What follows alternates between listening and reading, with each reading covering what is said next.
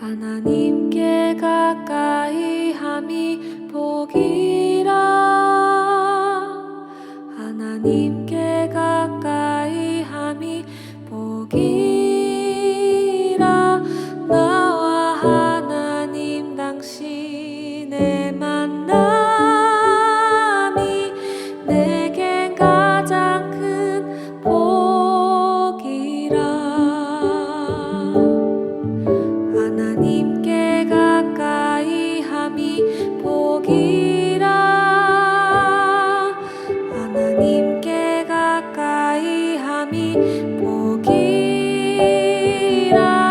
나와 하나님 당신의 사귐이 내겐 가장 큰 복이라.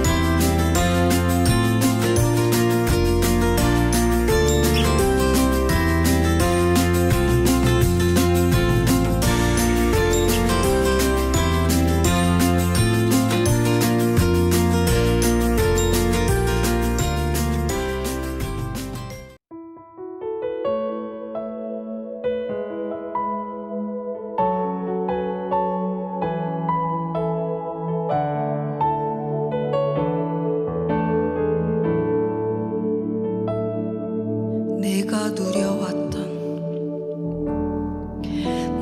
누려왔던 모든 것들이,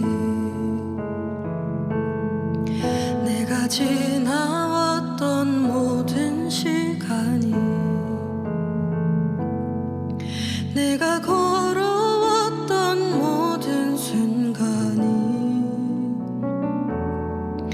당연한 것 아니라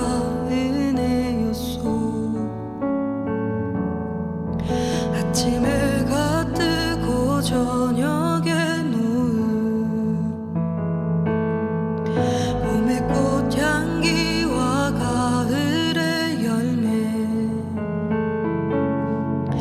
변하는 계절의 모든 순간이 당연한 것 아니라 은혜였소.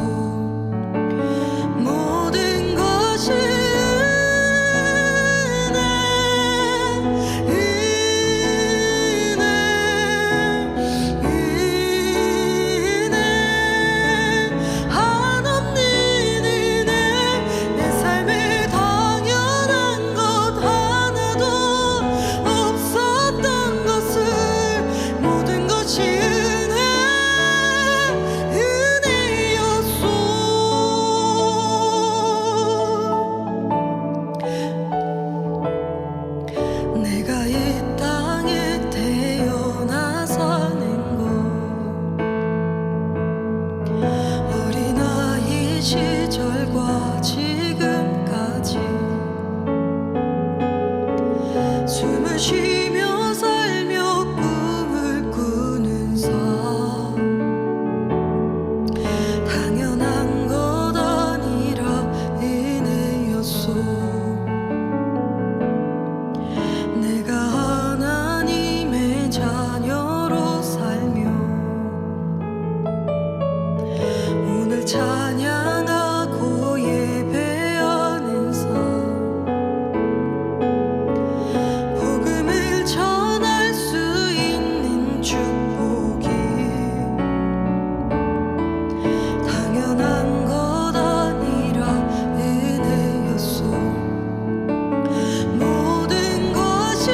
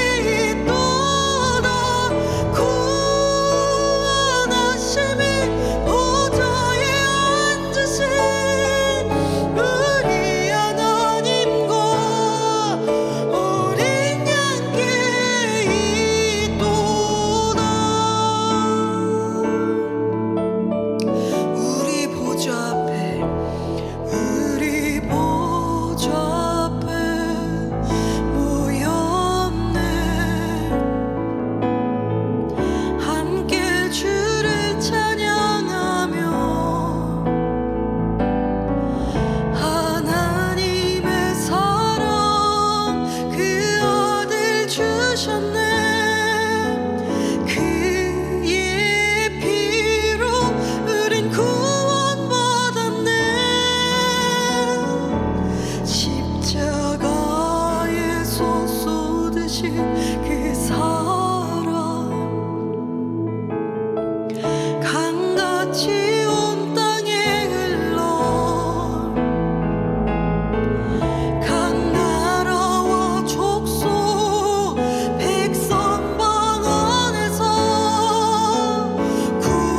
구원받고 주 경배드리네.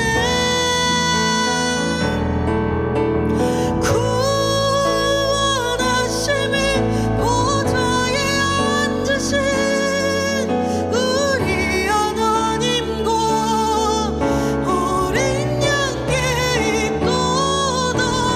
구원하심이 보좌에 앉으신 우리 하나님과 어린 양께 있도다.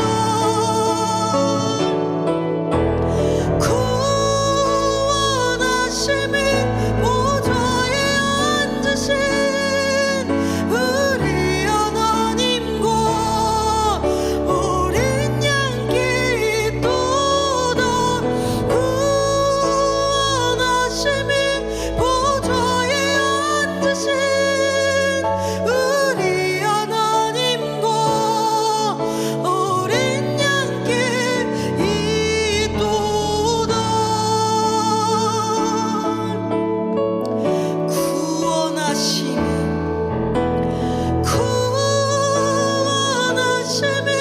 보좌에 앉으신 우리 하나님과 어린 양께 있도다. 구원하심이 보좌에 앉으신 우리 하나님과 어린 양께 있도다.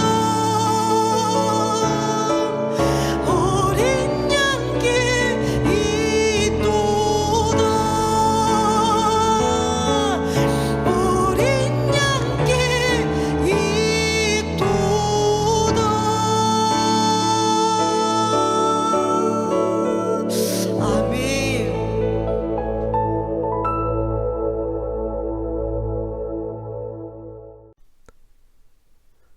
기도하겠습니다.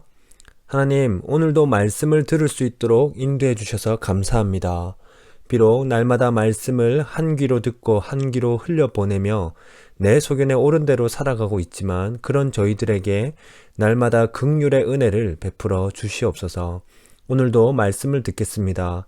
말씀 앞에서 마땅히 기도해야 할 바를 깨닫고 기도하기를 원하고 말씀을 내 삶에 적용해서 살아낼 수 있는 믿음을 이 시간 허락하여 주시옵소서. 감사합니다. 예수님 이름으로 기도합니다. 아멘. 제15장. 얼마 후 밀 거둘 때에 삼손이 염소 새끼를 가지고 그의 아내에게로 찾아가서 이르되 내가 방에 들어가 내 아내를 보고자 하노라. 하니 장인이 들어오지 못하게 하고 이르되 내가 그를 심히 미워하는 줄 알고 그를 내 친구에게 주었노라. 그의 동생이 그보다 더 아름답지 아니하냐. 청하노니 너는 그를 대신하여 동생을 아내로 맞이하라. 삼손이 그들에게 이르되 이번은 내가 블레셋 사람들을 해할지라도 그들에게 대하여 내게 허물이 없을 것이니라. 삼손이 가서 여우 300마리를 붙들어서 그 꼬리와 꼬리를 메고 회를 가지고 그 두 꼬리 사이에 한 회를 달고 회에 불을 붙이고 그것을 블레셋 사람들의 곡식밭으로 몰아들여서 곡식 단과 아직 배지 아니한 곡식과 포도원과 감람나무들을 사른지라. 블레셋 사람들이 이르되 누가 이 일을 행하였느냐? 하니 사람들이 대답하되 딥나 사람의 사위 삼손이니 장인이 삼손의 아내를 빼앗아 그의 친구에게 준 까닭이라. 블레셋 사람들이 올라가서 그 여인과 그의 아버지를 불사르니라. 삼손이 그들에게 이르되 너희가 이같이 행하였은즉 내가 너희에게 원수를 갚고야 말리라. 하고 블레셋 사람들의 정강이와 넉적다리를 크게 쳐서 죽이고 내려가서 에담바위 틈에 머물렀더라. 이에 블레셋 사람들이 올라와 유다의 진을 치고 레히에 가득한지라. 유다 사람들이 이르되 너희가 어찌하여 올라와서 우리를 치느냐?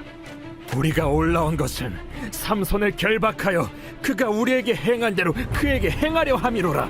하는지라. 유다 사람 3,000명이 에담바위 틈에 내려가서 삼손에게 이르되 너는 블레셋 사람이 우리를 다스리는 줄을 알지 못하느냐? 내가 어찌하여 우리에게 이같이 행하였느냐? 그들이 내게 행한 대로 나도 그들에게 행하였노라. 우리가 너를 결박하여 블레셋 사람의 손에 넘겨주려고 내려왔노라. 너희가 나를 치지 아니하겠다고 내게 맹세하라.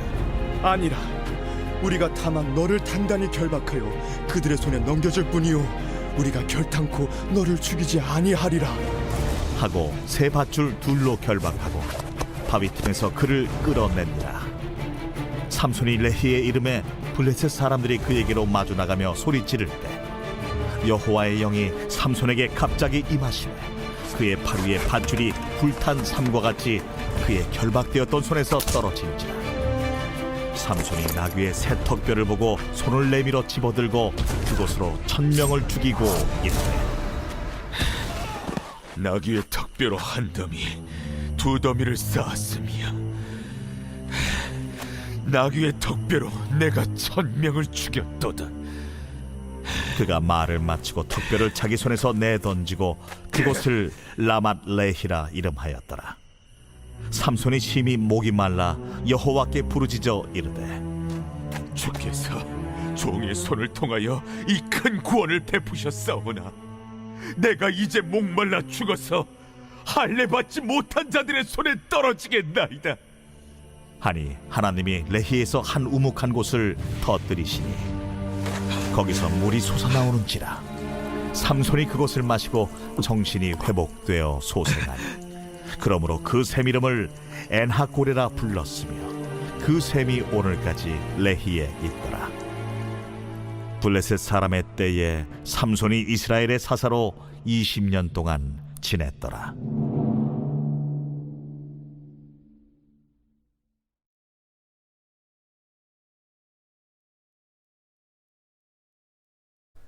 반갑습니다. 하늘그림교회 성도 여러분, 어느덧 2021년의 마지막 달 12월을 맞이하게 되었습니다.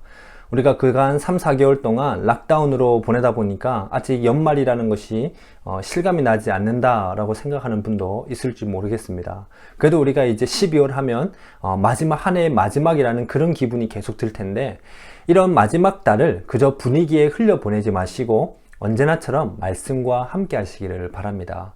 그래서 구원받은 백성으로 살아가도록 이끄시는 하나님의 뜻을 오늘 하루도 잘 깨달아서 한 해를 잘 마무리하시기를 바랍니다. 우리는 이제 사사기에서 마지막 사사인 삼손을 살펴보고 있습니다.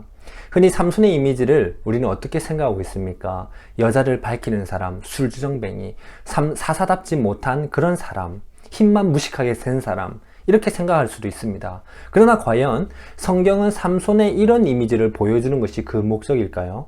실제로 삼손이 그런 이미지일까요?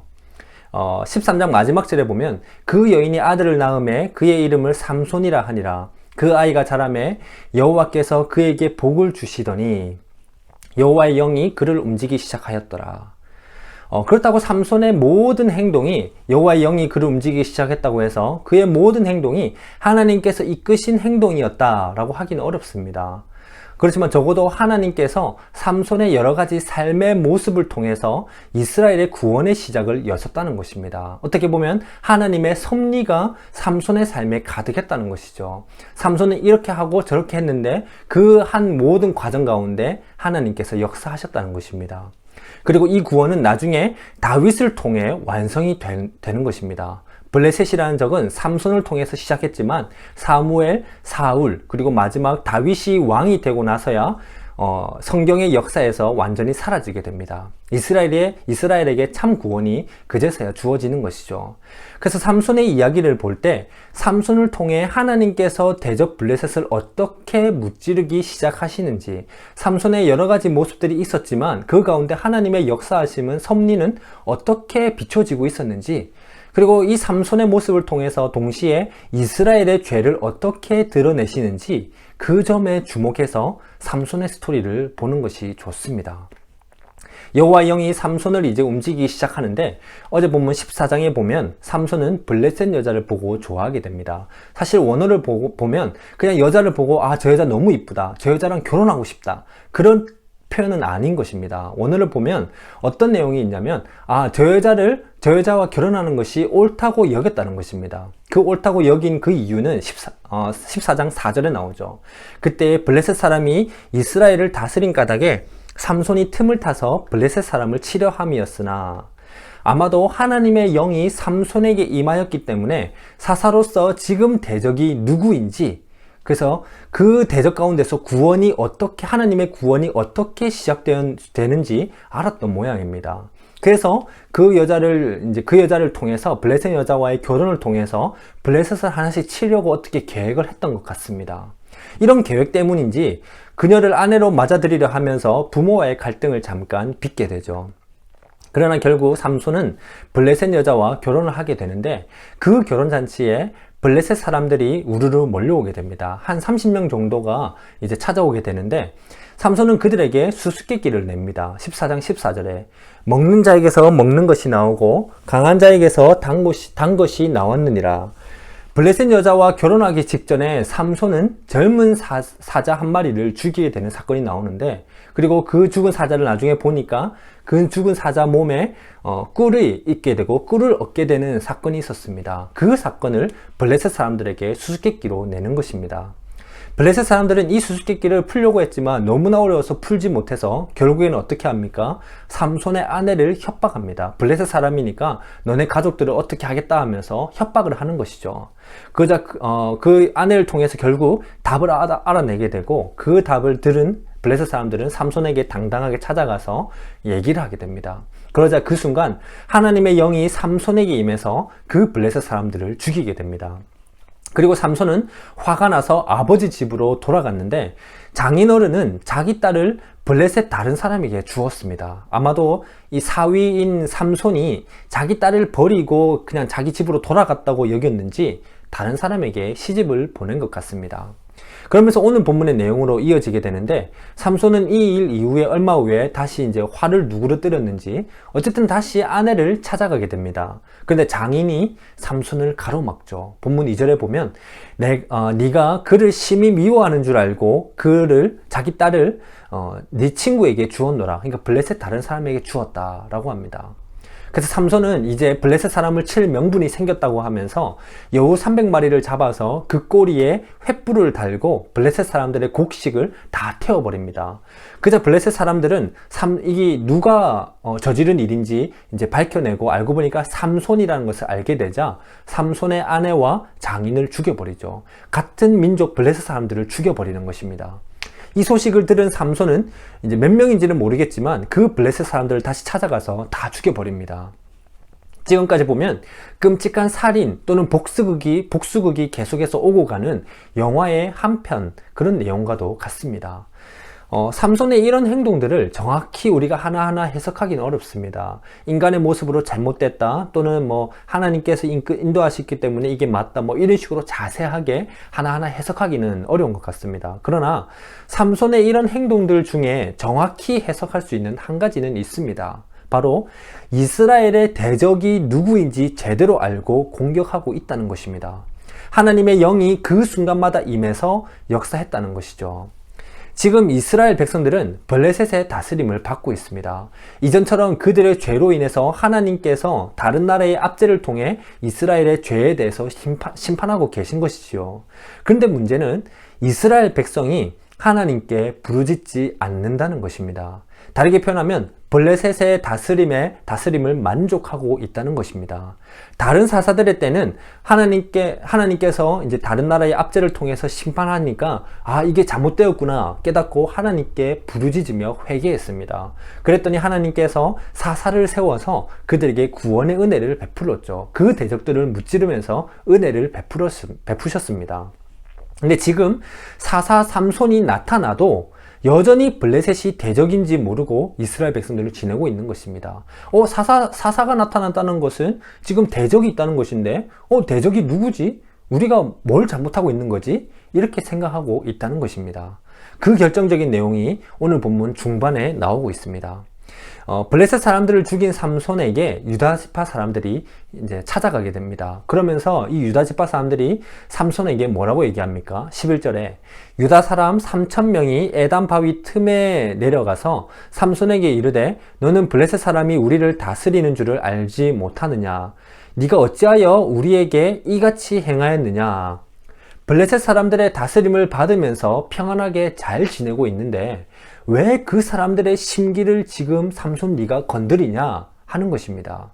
잘 살고 있는데 왜 우리를 불편하게 만드냐는 것이죠.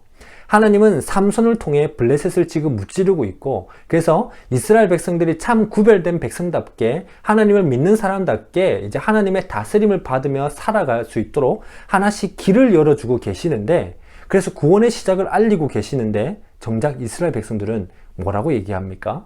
그게 불편하다는 겁니다. 하나님의 은혜를 내가 왜 받아야 되냐? 지금 내가 잘 살고 있는데, 이렇게 세상에서 필요한 것을 내가 찾아서 하나하나 잘 살아가고 있는데 왜 말씀이 나한테 하면서 나를 불편하게 만드냐? 왜 이런 관계들을 살아가고 있는 삶의 패턴을 다 깨트리면서 불편하게 하냐 하는 것입니다. 지금 무엇이 잘못된 것인지 하나님께서 깨닫게 해주시는데도 그게 싫다는 것입니다. 오늘 우리의 모습과도 같지 않습니까?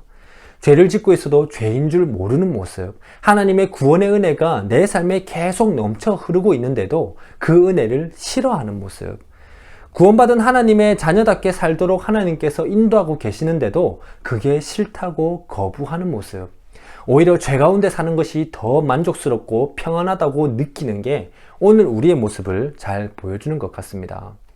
하나님을 잘 믿기 싫으니까 말씀을 듣지 않고 죄를 직접 받아서 죄와 싸우는 것이 너무나 귀찮으니까 신앙에 관심을 가지지 않는 것입니다. 하나님을 믿으며 살아야 한다는 것 잘 압니다. 그러나 지금 내가 살아가는 삶의 환경에서는 하나님을 잘 믿으면서 어떻게든 살아내는 것보다는 지금 내가 어떻게 살아가는 것이 현재의 삶에서 잘 살아가는 것인가, 그런 생각이 든다는 것입니다. 하나님 믿는 것은 지금 내 삶에 아무런 도움이 되지 않는다는 것이죠. 오히려 그 죄의 지배를 받고 사는 것이 훨씬 편하다는 것입니다. 불편함을 전혀 느끼지 못하는 것이죠. 하나님 믿지 않는 것에 대해서. 예전에 수요 기도에서 한번 언급한 내용인데, 그리스도 없는 기독교라는 책이 있습니다. 그 책 서론에 보면 이런 내용으로 시작을 합니다. 만약에 사탄이 이 세상을 지배한다면 세상의 모습이 어떨까 하는 질문인 것입니다. 여러분 생각에는 어떻습니까? 사탄이 이 세상을 지배한다. 그럼 과연 이 세상에 살아가는 모습이 어떨까요? 이 책에서는 이렇게 얘기합니다. 아주 살기 좋은 세상이 될 것이다. 인간으로서 살아가기에는 퍼펙트한 삶일 것이다. 모든 것이 편리하고 아픔도 없고 고통도 없고, 그래서 우리가 필요한 모든 것이 손만 뻗으면 다 있고 눈만 봐도 모든 것을 다 잡을 수 있는, 다 가질 수 있는 그런 퍼펙트한 세상이 펼쳐지고, 그런 삶을 통해서 사탄은 인간들을 지배할 것이다 라고 얘기합니다. 그러나 단 거기에는 십자가만 없을 것이다. 예수님만 사람들이 알지 못하게 할 것이다 라고 되어 있습니다. 하나님을 의지할 필요가 없는, 하나님을 굳이 찾지 않아도 너무나 살기 편한 삶을 살아가게 한다 하는 내용인 것입니다. 성도 여러분, 삼손이 살던 시대가 바로 이와 같았고, 오늘 우리의 모습이 이런 유혹에 날마다 노출되어 있다는 것입니다. 이런 삶에 익숙해져 살아가고 있다는 것이죠. 하나님의 다스림을 받는 것이 무엇인지 모르니까, 또 그것을 느끼지 못하니까, 제대로 살아내지 못하니까 세상의 다스림을 받게 되는 것입니다. 아니, 세상의 다스림에 만족을 누리는 것이죠. 하나님과의 관계가 오히려 불편해지고 세상의 다스림이 더 편안하다는 것입니다. 그래서 삼손의 시대가 우리에게 보여주는 것은 바로 영적 무감각입니다. 영적 무감각. 영적으로 무감각해진 상태를 보여주는 것이죠. 하나님의 다스림은 내 삶의 모든 영역에 미치는 것인데 사실 우리는 그분의 다스림을 잘 느끼지 못하며 살아가고 있습니다. 왜요? 너무나 쉽게 다른 것에 눈을 돌리기 때문입니다. 돈, 사업, 학업, 자녀, 성공, 무엇보다도 하나님을 믿지 않고 죄를 지으면서 사는 것이 너무나 편안하다는 것. 지금 하루를 살아내는 것도 너무나 힘들고 바쁘니까 말씀에 잠깐이라도 귀를 기울이는 것은 너무나 귀찮은 일이라고 여기게 되는 것. 신앙생활을 내가 오래 했기 때문에 하나님을 잘 알고 설교도 수백 편, 수천 편 들었기 때문에 성경에 대해서도 어느 정도 알고, 그러니까 굳이 시간을 다시 내면서 하나님을 알아가는 것에 내가 노력을 할 필요가 없다고 여기는 것. 그래서 하나님의 다스림을 느끼지 못하는 것입니다. 아니, 하나님의 다스림을 내가 느끼지 않는 것이죠. 하나님 앞에서 철저하게 우리가 엎드리지 못하면 지금 내가 누구의 다스림을 받고 있는지 모르게 됩니다. 오히려 더 죄의 늪에 빠져 살아가게 되는 것이죠. 하나님의 택함을 받은 이스라엘 백성들임에도 불구하고, 그래서 구별된 백성답게 살아가야 하는 하나님의 은혜, 구원의 은혜를 받은 그런 사람으로 살아내야 하는데도 불구하고 이들은 뭐라고 얘기합니까? 우리가 블레셋의 다스림을 받고 있는 줄을 삼손 너는 알지 못하느냐. 마치 하나님에게 얘기하는 것 같습니다. 하나님께서 너네들은 블레셋의 다스림이 아니라 내 다스림을 받으면서 이 은혜를 받으며 살아가야 된다라고 하니까, 하나님, 내가 지금 살아가는 삶에서는 하나님의 다스림보다는 지금 여기서 살기 좋게 하는 이런 편안함을 찾아가면서 이 방법대로 이 법을 내 삶에 넣어서 살아가는 것이 맞습니다.